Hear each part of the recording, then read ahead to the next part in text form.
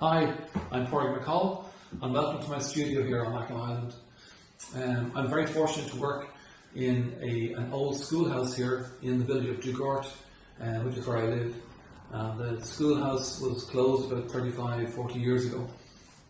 I've been using it now for the last 45 years as my studio. It's a single classroom school, so we're in the classroom and it's a lovely big open bright space which gives me plenty of space to hang my work and to work on pieces here. I'm an oil painter, primarily of landscapes, and I did some other more semi-abstract work, some figurative work.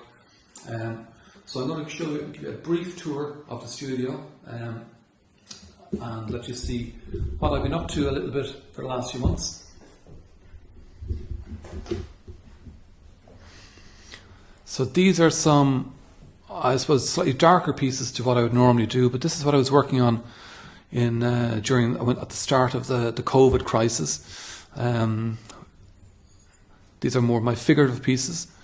Over here, where you can see I've got space for some big pieces here, which I like to keep displayed all through the studio. So every time I'm coming into the studio, everything is in front of me. I can glance at something very quickly and make decisions on things.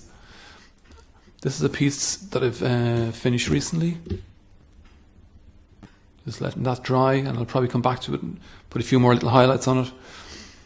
Here's my workstation, which is a complete mess, but that's unfortunate. That's part of my process, which I'm looking forward to discussing with the niece in September. And here's a piece that I've been working on currently. So this is, it's waiting for its next stage of the painting, which will be, I suppose, I'll be adding in more paint, more layers, and more highlights, bringing it out. I'm quite an expressive painter. I work very quickly, and I always think that half of what I do, 50% of what I do, is planned. The other 50% is something. It's an alchemy. It's something that happens without me knowing too much about it. But I think that's the beauty of painting, that you're only in control of part of the process.